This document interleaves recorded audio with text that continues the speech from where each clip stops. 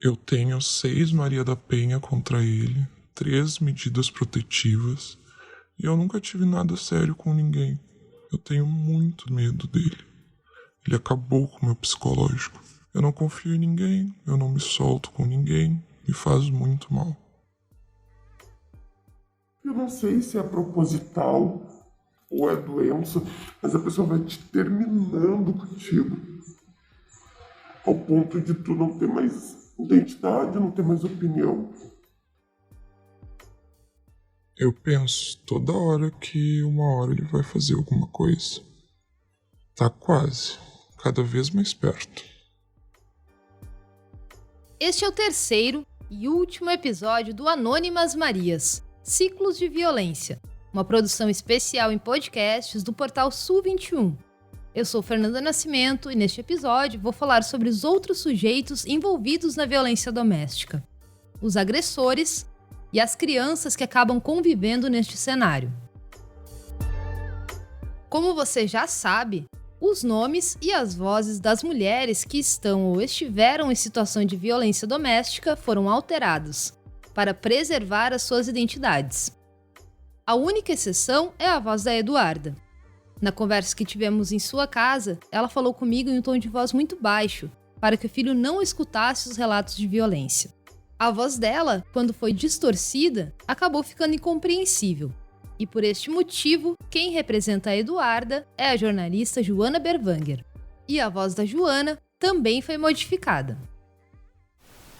E como recuperar esses agressores para que eles não voltem a violentar as companheiras? Grupos reflexivos, como intervenção judicial e como política de combate e conscientização contra a violência doméstica e familiar.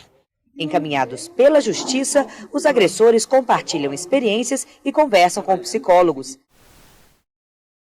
Os relatos da Bárbara e da Eduarda, que nós ouvimos no começo do episódio, demonstram que a violência doméstica não se restringe a agressões físicas e tampouco causadores apenas no ato.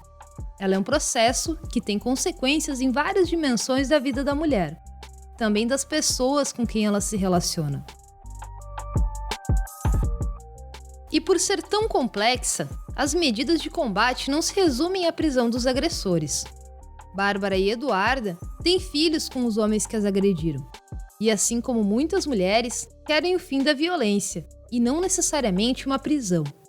E essa não é uma situação incomum. É o que me explicaram duas entrevistadas, a diretora de Políticas para as Mulheres do Governo do Estado, Bianca Feijó, e a professora da URGS, Rochelle Facchineto. Existe um grande erro quando se fala em violência contra a mulher e falam só da parte punitivista, da parte repressiva. E não é só isso. A política pública ela tem que ter uma prevenção, ela é uma violência muito diferente. Para começar, ela é uma violência que ocorre entre 4 paredes. E nem sempre essas mulheres elas querem fazer uma denúncia numa delegacia de polícia. Boa parte dessas políticas ela está centrada no eixo da punição.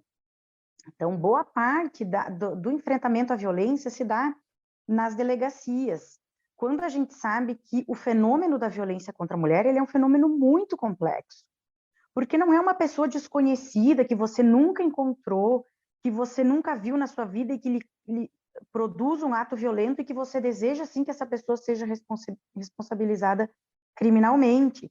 As mulheres em situação de violência nem sempre desejam a punição do seu agressor. Isso não significa que elas gostem de apanhar. Isso significa que nós precisamos entender como é complexo esse fenômeno. É um companheiro, é uma pessoa com quem muitas vezes essa mulher tem filhos, tem uma série de laços que foram construídos ao longo do tempo, e essa mulher não necessariamente deseja que esse agressor seja punido, seja privado de liberdade. Ela deseja que essa pessoa pare de bater, né? Que essa pessoa utilize de outro comportamento quando houver conflitos conjugais.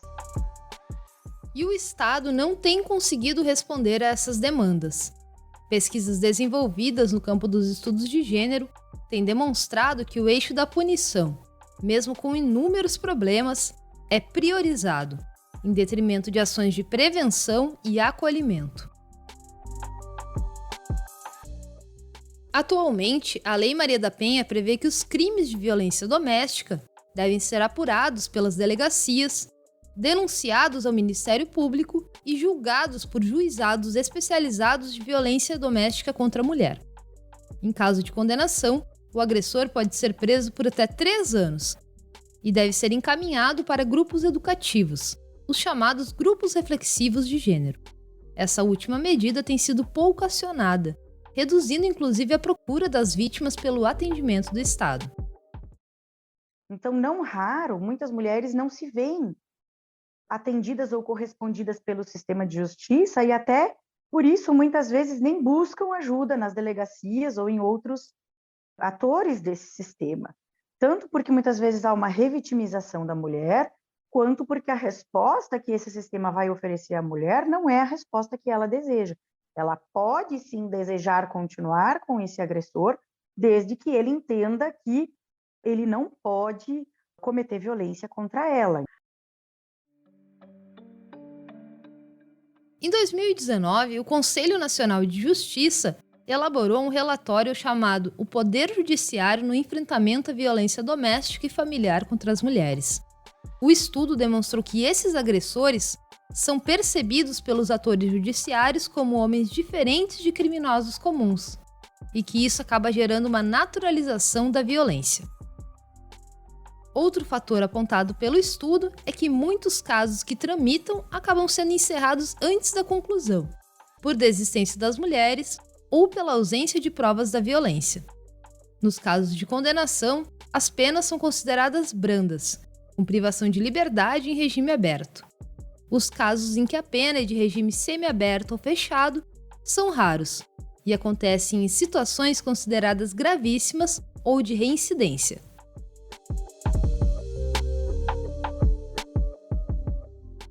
Os grupos reflexivos de gênero são apontados como uma medida importante, porém pouco utilizada.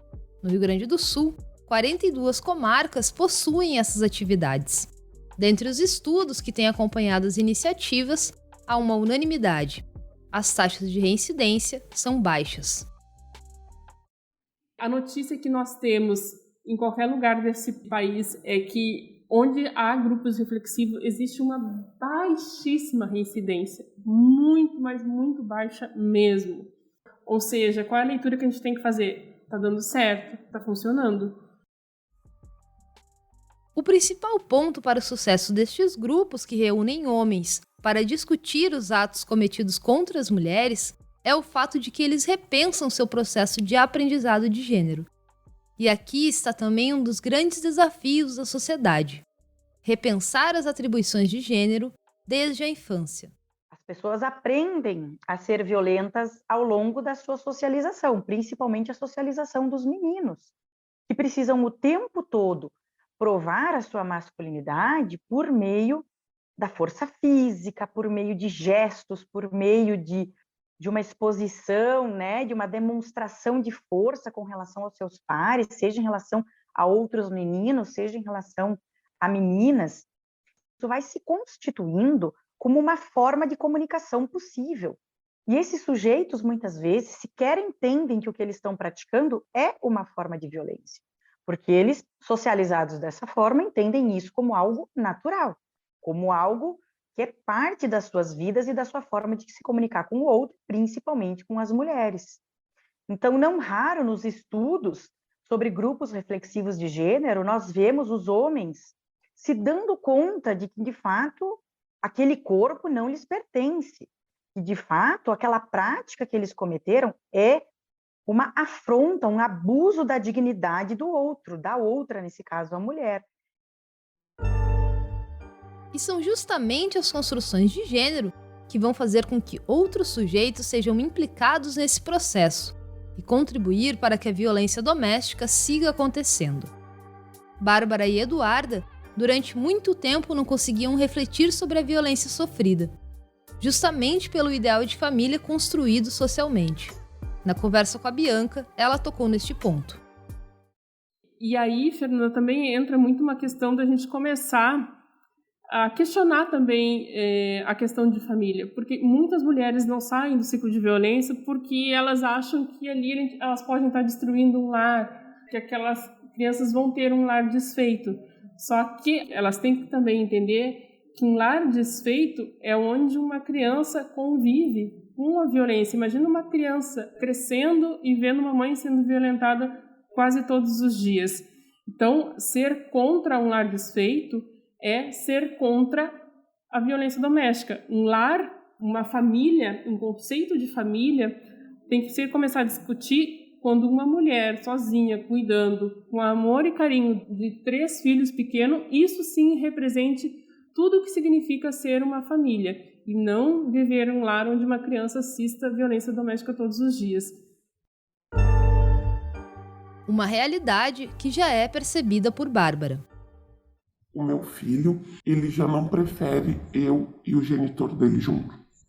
Quando a gente começa a conversar alguma coisa e os ânimos se alteram, o meu filho entra em pânico e ele fala: vamos embora, pai, ou vai embora, pai. Um machismo que foi vivido em detalhes que precederam os atos de violência, como no caso de Eduarda. Ele nunca deixou eu estudar, nunca deixava eu trabalhar, não deixava eu fazer nada. Ele era machista, né? Tinha que cuidar da casa, do filho. O filho não podia ir pra creche, tinha que cuidar das coisas dele. Tudo nos mínimos detalhes. Comida nova. E se tivesse alguma coisa fora do lugar, era aquela coisa. A violência que é desferida contra mulheres que são mães impacta também as crianças que convivem no ambiente. No próprio senso comum, muitas pessoas citam o fato dos agressores de mulheres terem testemunhado ou sofrido violência na infância. Mas esse impacto não se dá somente no futuro, ele já é percebido no presente.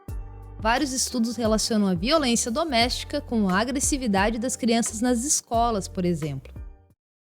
Então, muitas dessas crianças e desses adolescentes também vão entender que essa é uma forma de comunicação possível com o outro, que essa é uma forma de comunicação possível com as mulheres, que as mulheres precisam ser educadas, aqui entre aspas, né, bem entre aspas, pela violência. É fundamental que esses espaços também proporcionem a acolhida para essas crianças, para que elas possam interromper também esse ciclo que elas também vivenciam junto com as suas mães. Infelizmente, essa ainda é uma das esferas que tem pouco atendimento pelo Estado. A Naura Cardoso é promotora legal popular e acompanha algumas mulheres que são mães e foram vítimas de violência doméstica. Ela me disse que raramente as crianças recebem algum tipo de atendimento. Toda criança que ela vai assistir uma violência, dificilmente ela vai achar aquilo que faça parte da vida. É difícil, né? Tem crianças que vivem 10, 15 anos, elas crescem nesse ambiente. É muito difícil não achar que aquilo seja natural. Porque a minha mãe, ela era agredida pelo meu pai, e ela dizia para nós, não tem problema, é natural. Você imagina uma criança ouvir isso. E outra coisa que acontece também, infelizmente, é quando a mulher sofre a violência, e ela pensa que é só com ela a violência, mas não foi só com ela. O filho que assistiu também foi, de alguma maneira, violentado. Mas a criança está ali, e ela fica desassistida. Porque para ela ser assistida vai depender do Estado ter condições e da mãe também dar importância para isso e achar que ela tem que ser assistida. Um desafio que ainda precisará ser enfrentado com mais complexidade e seriedade pela sociedade. Por mais que a gente tente, né, é muito difícil mensurar como vai crescer essa criança, né? Como vai crescer esse ser humano. Possivelmente vai ser uma cena que vai ficar para o resto da vida. Com certeza alguma sequela, algum trauma, isso vai ficar, dificilmente vai ser recuperado. A gente não tem nada de política pública para essas situações. A gente não está conseguindo nem dar conta da violência doméstica e a gente não está conseguindo dar conta porque hoje nós não temos o olhar que a gente poderia ter, não temos o investimento que a gente poderia ter, não temos a seriedade de ser uma política pública tão importante quanto uma segurança, tão importante quanto uma educação, tão importante quanto um Ministério de Saúde, enfim. Mas, a meu ver, é outra política que tem que começar a tratar paralelamente, né? Os filhos do feminicídio, os filhos da violência doméstica. Bom, e a nossa série vai encerrando aqui. Ao longo desses 3 episódios, Anônimas Marias, Ciclos de Violência, propôs uma reflexão sobre as dimensões da violência doméstica, um dos grandes problemas do país. E ainda há muito que discutir.